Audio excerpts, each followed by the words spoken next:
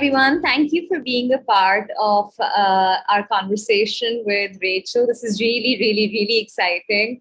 So, without further ado, I'm going to quickly introduce the best that I understand of Rachel, and then I'm going to let her talk a little more about herself.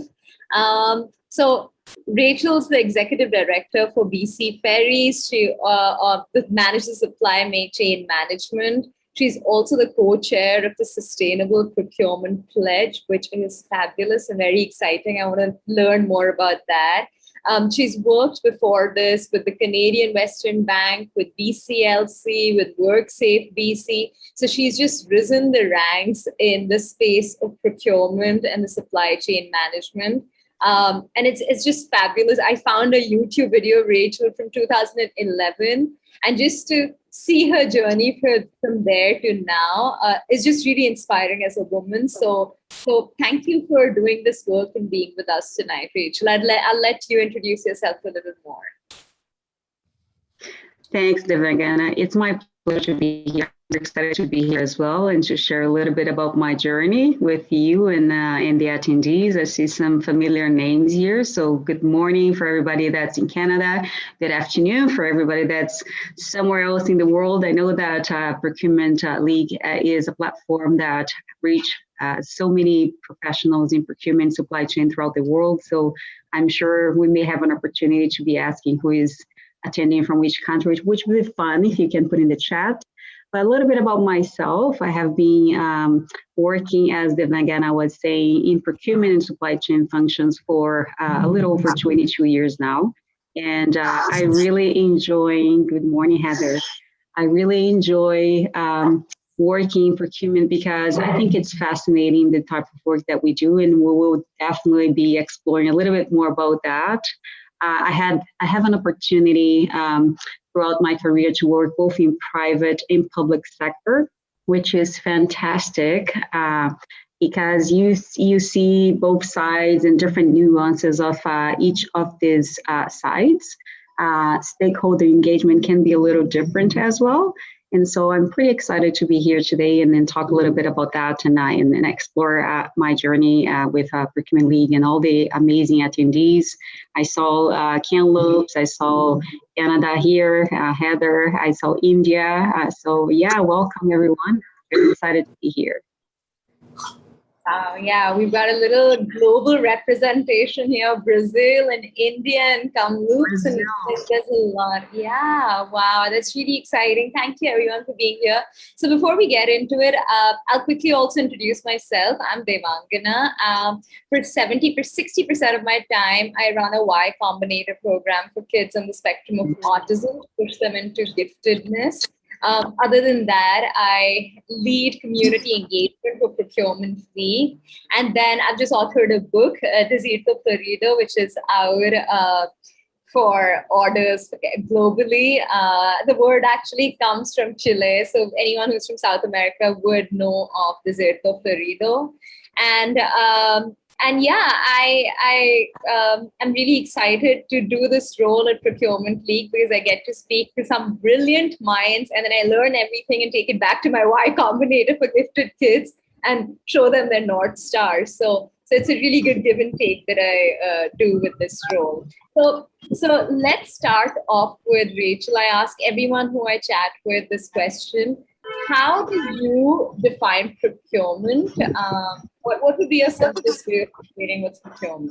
Oh, that's a great question. Well, my best definition for procurement is that it's an art. Just as anything in life, to play in this arena, we need to sharpen our skills, we need to be current with the most recent trends, and we need to practice. So yeah, as anything we do in life, I think procurement, we need to be always sharpening our skills, negotiation skills, using any opportunity you have. And I think it's something that we all carry on us. Since we're kids, we learn to negotiate little things with our parents. And then if you happen to be in procurement, you'll be finding many opportunities to be using your negotiation skills and sharpening. Also, keep track with modern trends and what's happening with technologies available in the marketplace. And last but not least, I think it's really important to mention that we need to be developing every day a little bit more our people skills.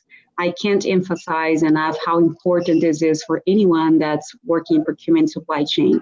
Building relationships, acting as a trusted advisor is a vital skill for procurement practitioners that to succeed in any industry that you may be working at.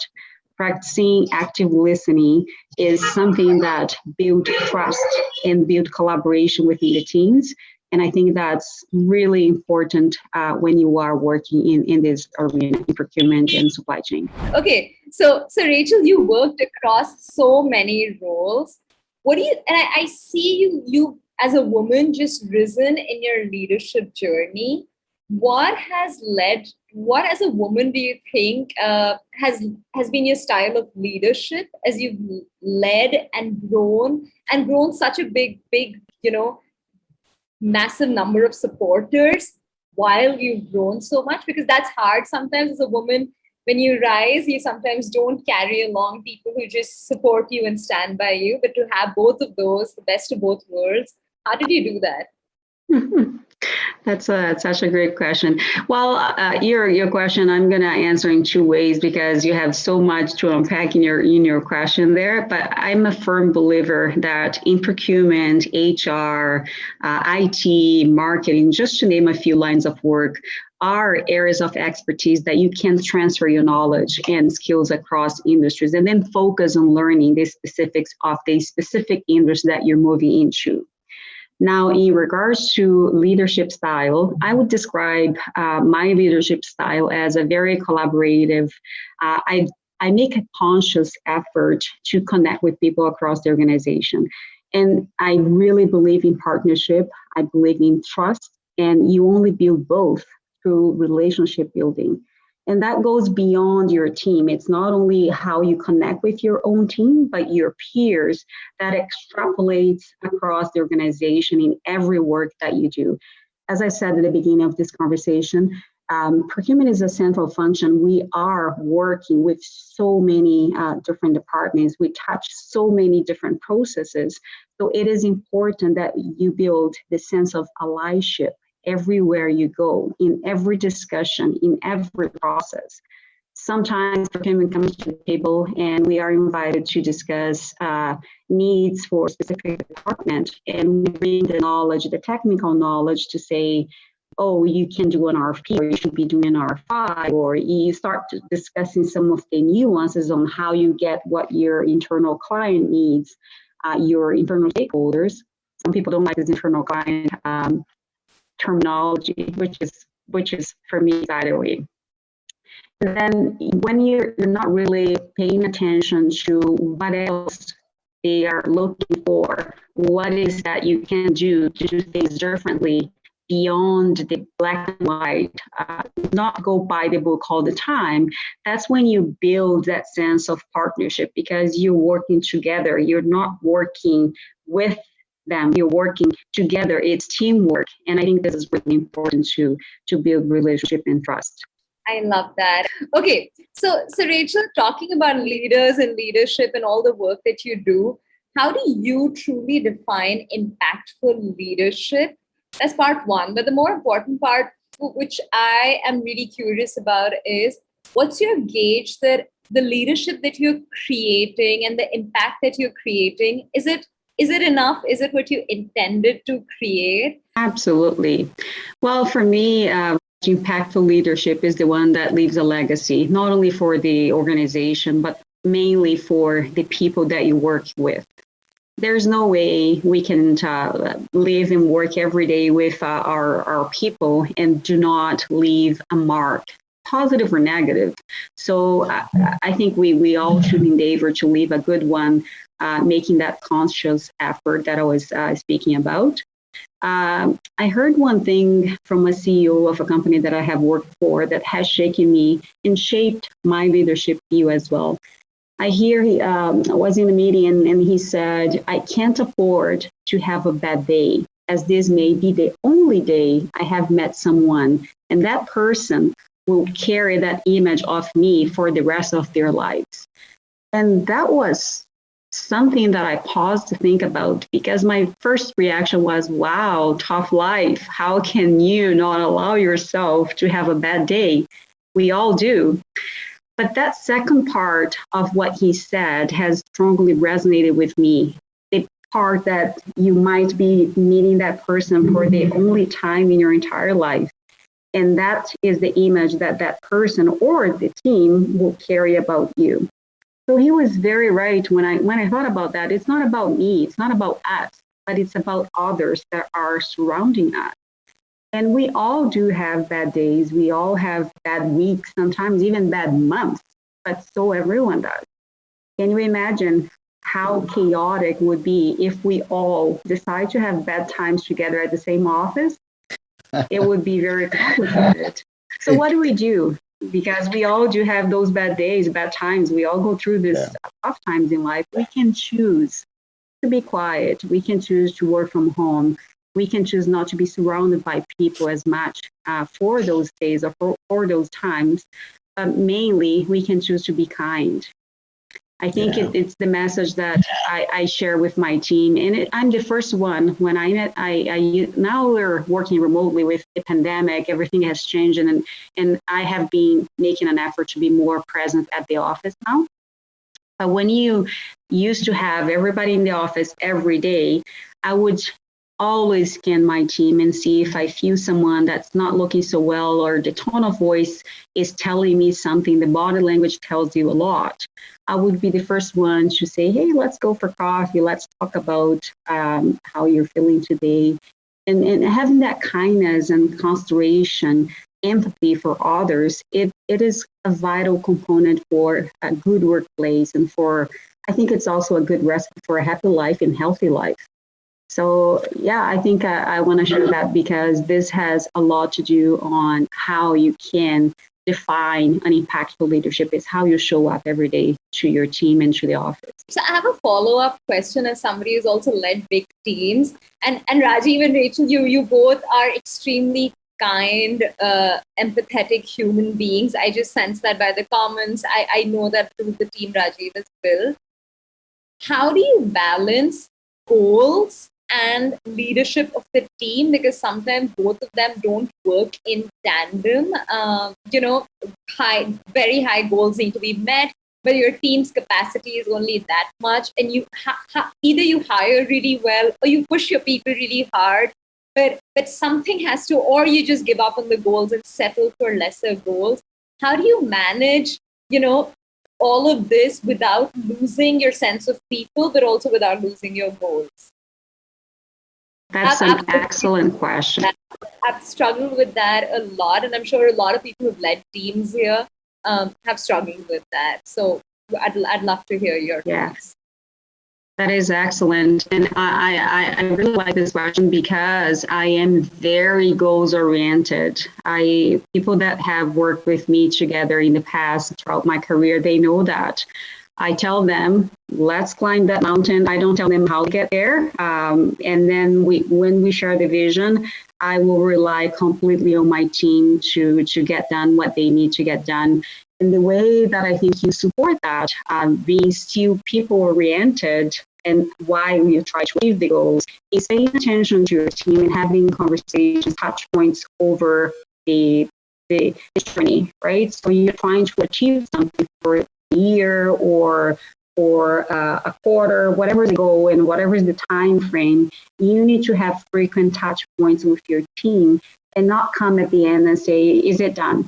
Because that's how you do not support your team. If you want to make sure that things are done and your people are not suffering, you have these frequent touch points to make sure that if they are not achieving, what is preventing them to achieve it? How can you support them? Do you need to allocate more resources? Do you need to give them more time? Do you need to renegotiate the goals and the outcome still has the same quality? So I think that's how you still you keep an eye on meeting your goals and objectives, while you still keep very respectful to your team. And as I said, people go through, life happens, right? Sometimes you have so many things that you want to achieve, and you have such an important task at the hand of an individual that's going through something that's, life happens, and it's hard, and you have to have that vision and say, okay, this is too much at this moment for that person, and reallocate resources with the team and have that teamwork sense, collaboration across the team, that everybody supports and understands that it's teamwork and it's not that person's responsibility. So I think it's really important to have that sense and monitor and be with them. One thing that I believe, Devina, that I want to share, that some leaders are getting behind and not seeing how they can support better their teams, is when they say, I'm an open door policy. That's something that, yeah, okay, you leave your door open, but if you don't make this effort to go to your team and connect with them, some people will never come to you. It doesn't matter if your door is open. So the open door policy can be very passive in nature. We need to be those type of leaders that we go and we are on the floor with your team and you know what's happening and you ask them and you see how they are, you see how things are, and you're part of it. No, that was really good. So what I basically summarize it as is, how do you use your team as a medium, as the main meat that is going to get you to the end, rather than look at the goals first and then your team next. So work with your team to eventually drive the machinery towards the goals that you intend to get to. That's the only way ahead. So Rachel, which gets me to a very important idea, which is just like looking at the number of people who've shown up, even though this is going to be recorded, it's going to sit in our inventory, but you clearly have a bunch of supporters. But now let's talk about on like digitization in the space of procurement, right? Like I'm always curiously looking at LinkedIn to see likes and comments, and some posts which are absolutely nothing is being said, just a joke, will have 3,700 likes. And like somebody has said something very important and it will have one like, or like somebody's got a new job and they'll get 75 comments, but somebody else has got something, they've got no comments. How do you look through the noise when you are looking at procurement and what is actually relevant with all of this, various metrics playing out everywhere? Even like if you have to work with the CEO of another company, maybe that CEO hasn't got good reviews, but that CEO has created an excellent roadmap. How do you navigate through all of this noise as a woman leader yourself to know what to pick and what to leave out?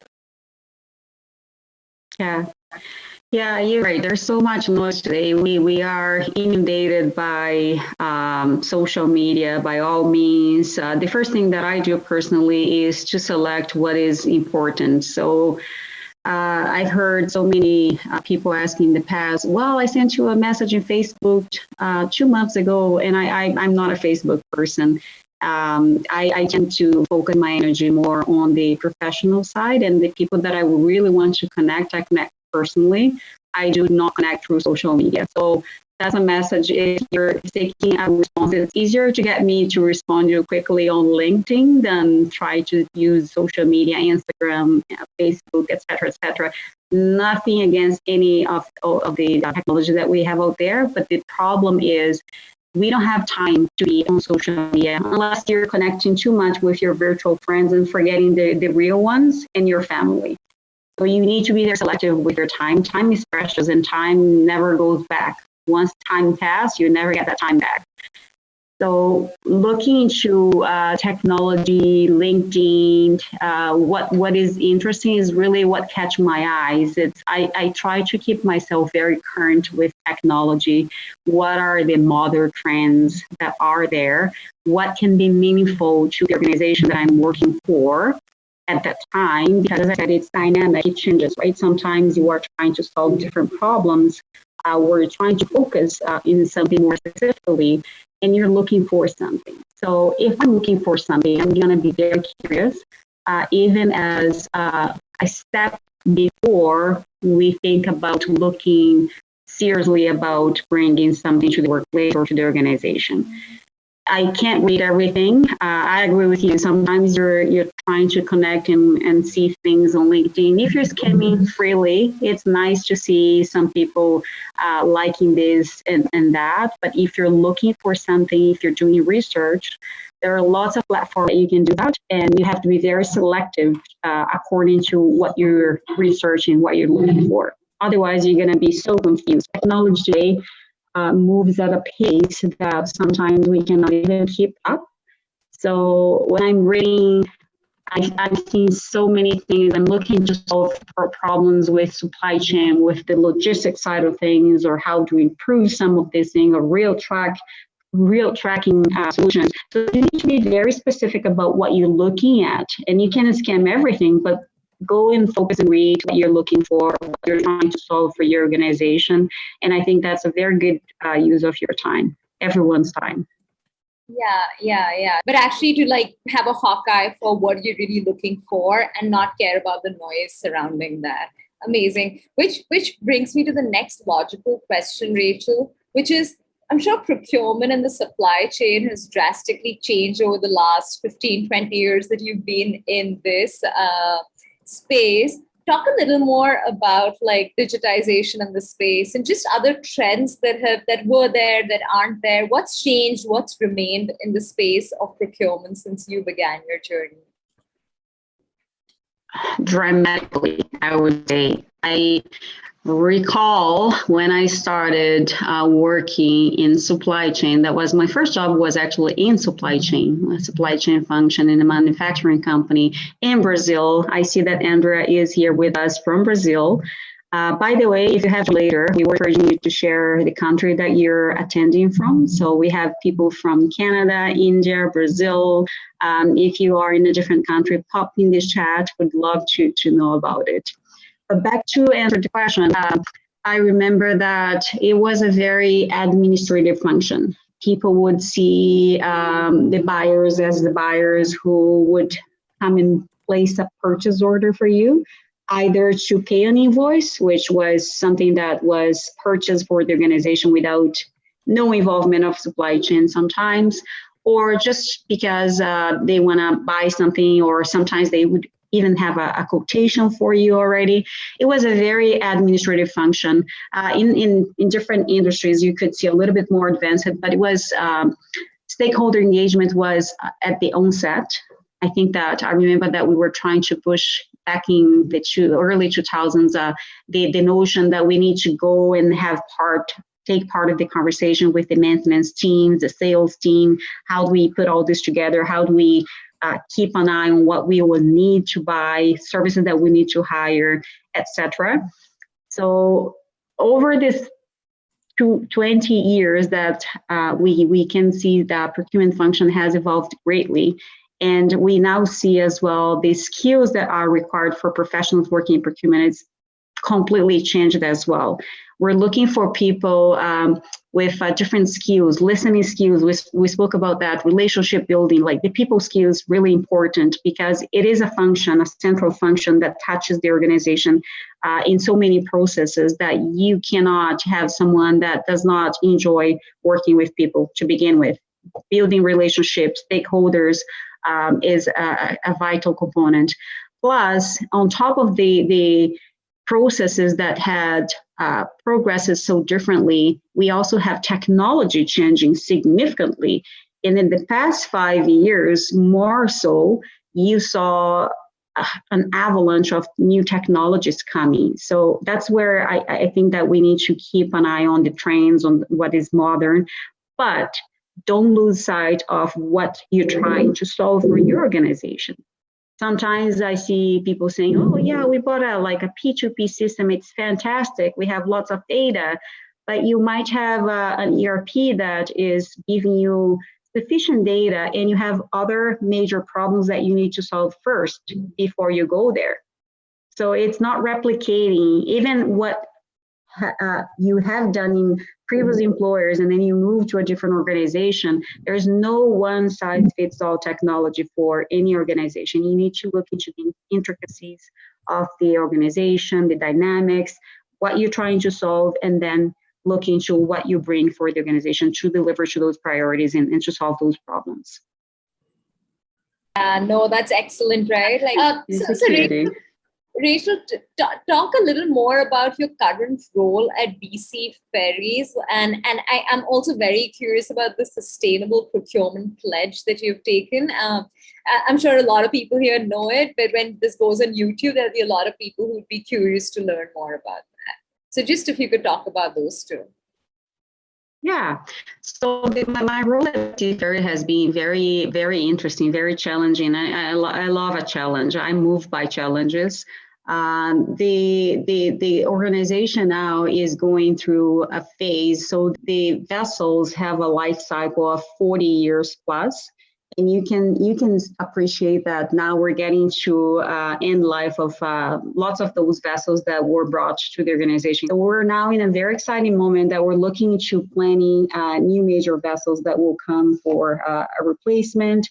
We are also addressing, which is the area that I'm very passionate about, ESG goals and creating those metrics that we need to achieve the net zero. We're looking to hybrid vessels. We already have some hybrid vessels working.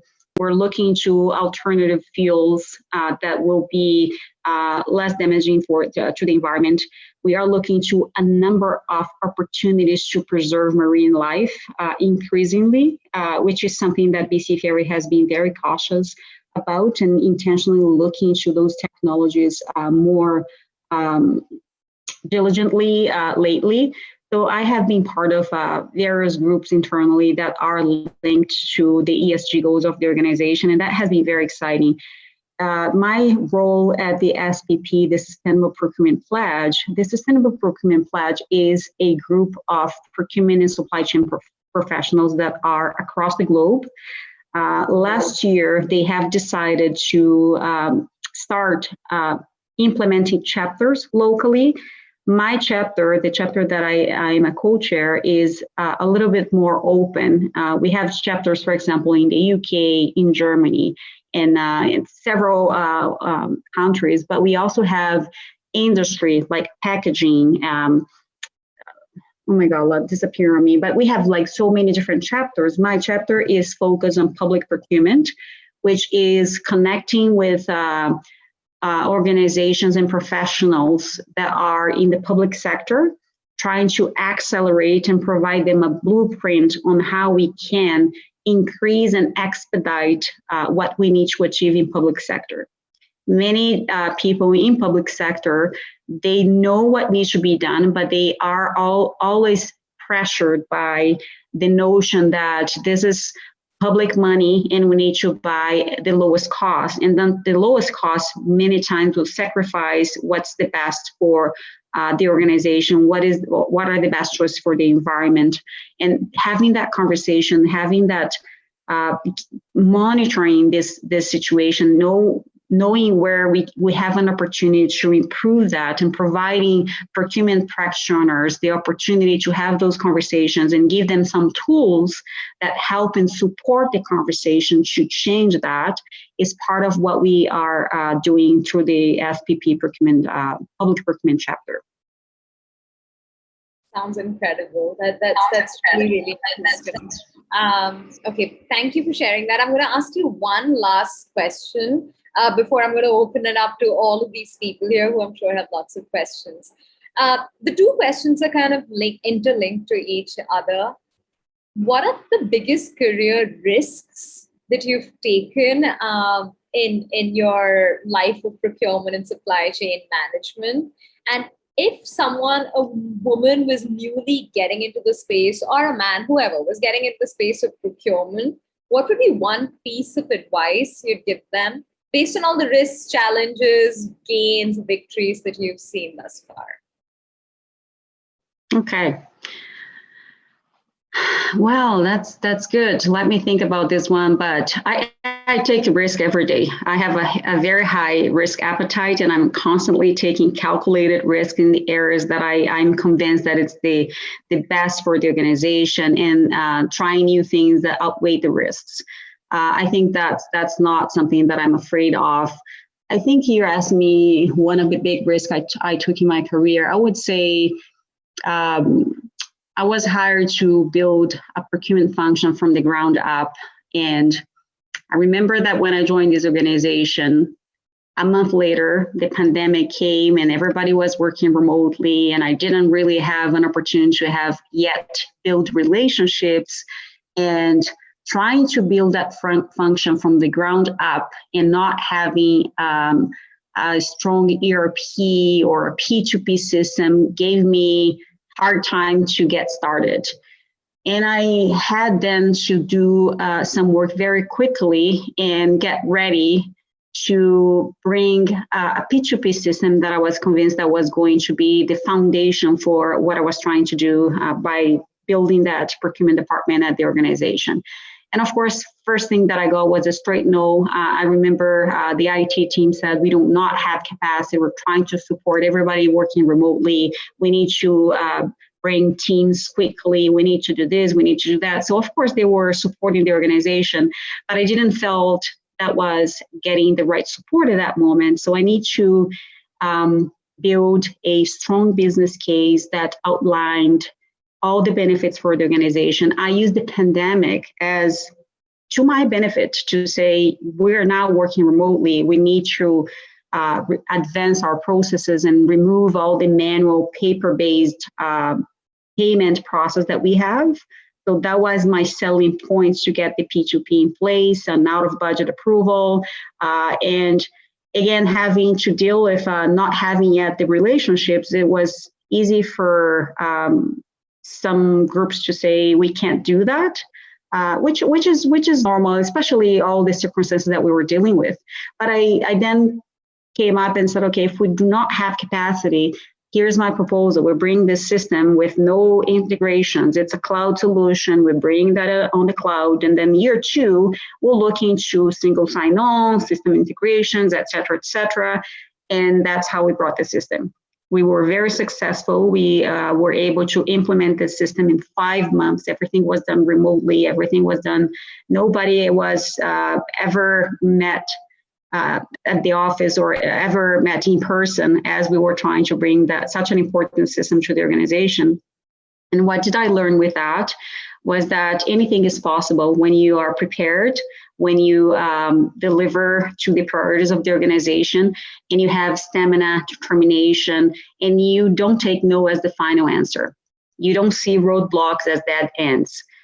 So that's my first one. And then you asked me another question that is about giving advice to women getting into the field of procurement.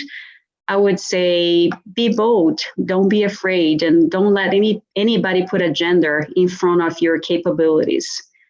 Believe in yourself, and also say to you is address the white elephant in the room. Sometimes you will have to take the initiative to start those conversations because you cannot deal with invisible or concealed problems that can create some unfair disadvantage for you.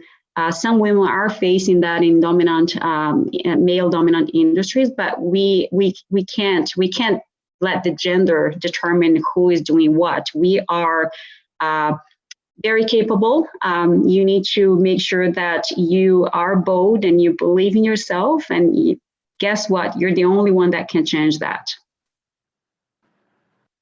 I love that. Right? Like, question the status quo. One last question before I open it up to everyone. What would you do, Rachel, if you weren't in procurement? Like if you could go back 20 years and you could do anything else, would you do something else, or would you still stay in procurement? No, I love what I do. I would definitely stay in procurement. I accidentally came to procurement. I went to university because I wanted to be a diplomat.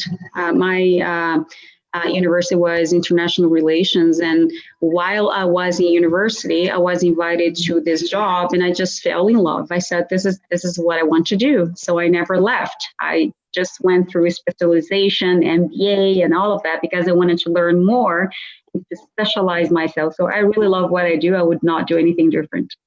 I love that. And this is a lot like diplomacy. So we see you as a diplomat in any case. So I've got a question for you, Rachel. Actually, it is linked to the last point you mentioned, which is, that you wanted to be a diplomat in after university.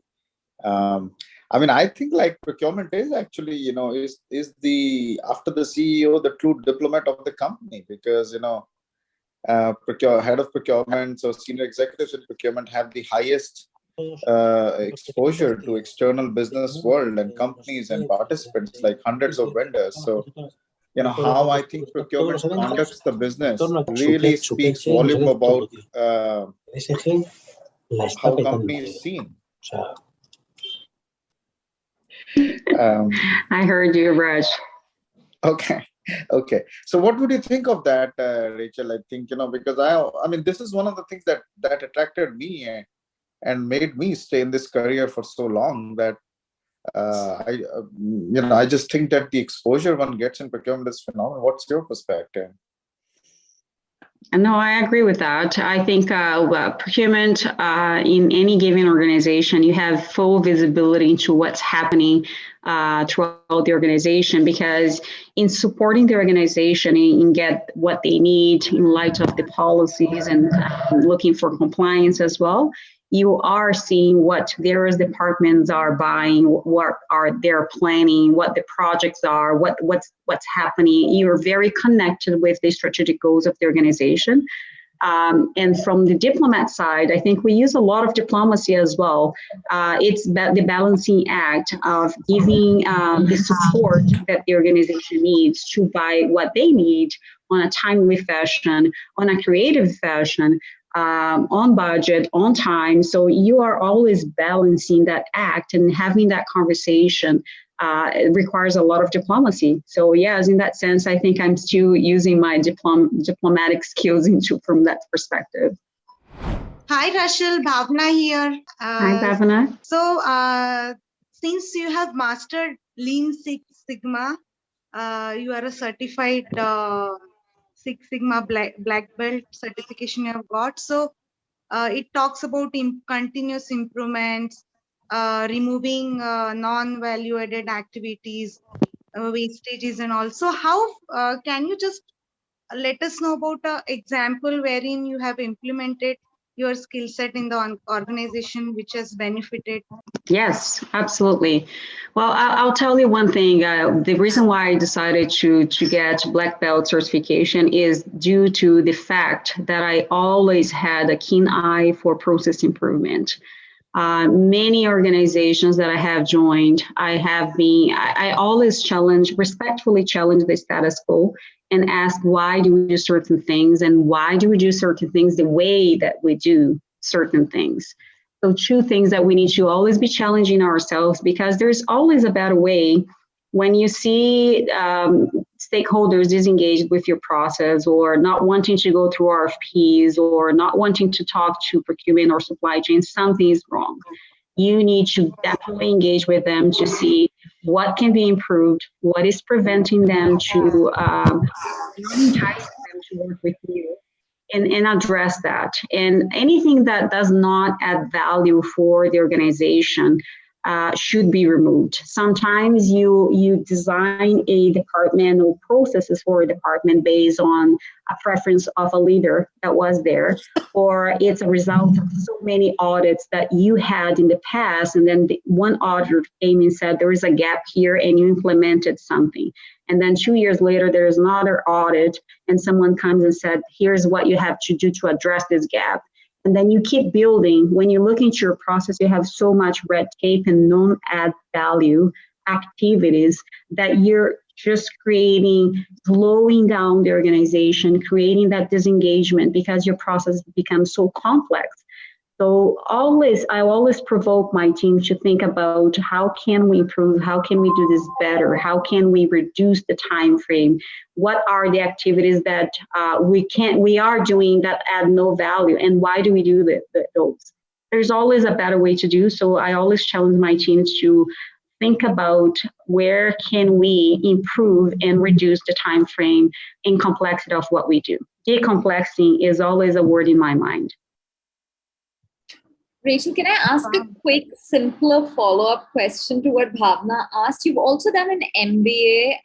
I'm always curious about would you recommend somebody should like do the Black Belt Six Sigma course and MBA, or do you think they could pick up the same skills, the same networking, the same thinking without those degrees and those courses and those credentials? Yeah, good question. I think it has to do with what the individuals want to do. Sometimes if you are keen to learn, you can pick up a lot of things on the job if you have the right coaches, you have the right leaders, you have the people that will support you in your journey. If you don't, I would definitely say go in and take some formal education, because you'll find sometimes leaders that don't have the patience, don't have the skills, don't have the desire to pass along and to coach their team. So you can't learn if you're not under those type of leadership. So it really depends. And some people go to school also because they want to get the certification, because they want to get a different level of job, or they wanted to grow in their career. So there are different reasons why I would recommend or not for people to take some of those certifications, MBA, etc. Thank you. Hi, this is Andrea Loveday. Hi, Andrea. How are you, Rachel? I just have a question about education. I've always believed in taking any education that you can to help improve yourself. Have you ever taken any courses or training outside of procurement that is very different? Thinking asset management or working for a different department completely to learn things from a different aspect? Absolutely. That's an amazing question, Andrea. Yes, I have. So not asset management. That's my next one. I'm taking one in October this year. I'm always learning. And you also mentioned that to me, Andrea. So thank you for that. I have enrolled on that one for October. I have, yes. So I have done PM courses. I never worked as a PM, but trying to understand how we can support the IT team in a given organization that I have worked in the past. And I remember that they were constantly speaking about different methodologies, agile, waterfall, big bang. And I was trying to get my head around that. And I was like, I need to learn a little bit more about that. So I took a course which was not seeking for any certification, to learn more. And I definitely am with you, Andrea. I love to learn new things. And I think that's how we grow. We should constantly be keeping up with things. I also took short courses on law. That has a little bit of correlation with my work anyways, because we do work a lot with contracts, but again, never seeking for certification or anything, but the knowledge that helps in the journey. Thanks, Rachel. I love the aspect. How do you manage to find time, Rachel, to constantly be studying, running this, organization with so much change, and of course, family, everything else? How do you manage all of this? That's right, Raj. I think it's really making it a priority. We can find time for anything in life if we want to. That's really a reality, and we can't escape that. My black belt certification, for example, I always wanted to do, and I always found it's going to be difficult. It's going to be challenging. And then pandemic came, and I was working from home, and I was like, you know what? The time that I was driving back and forth to work, I have this 2 hours free. I can make it work now, and that's where I fit. I make it fit into my calendar. You always have time to what you prioritize in life, and we have to. Hi, Rachel. Marina is here from Toronto. Where do you get this energy, like the motivation and inspiration every single day? You come to the office and you inspire your team. So. Marina, it's so good to hear from you. Marina was part of my team at CWB, which was my former employer, and I'm so glad you're here today as well. Heather was part of my team, is also on the call at BCOC. Andrew is part of my current team at BC Ferry, so I'm happy to see my team here, a part of my team from across so many other organizations. Marina, I would say the energy and the inspiration comes from my team. I answered one question here at the beginning of this conversation that was showing up for your team is really important, being kind and being considerate to people. I think this is what brings me up to the workplace, either virtually or in person nowadays. With that energy is wanting to get the best of my people and wanting to make sure that I'm creating a positive impact. You all probably that have worked with me by now know that I'm super enthusiastic about getting you guys growing your career, getting to understand your career goals, incentivizing you to get education and training where you think that you should be training.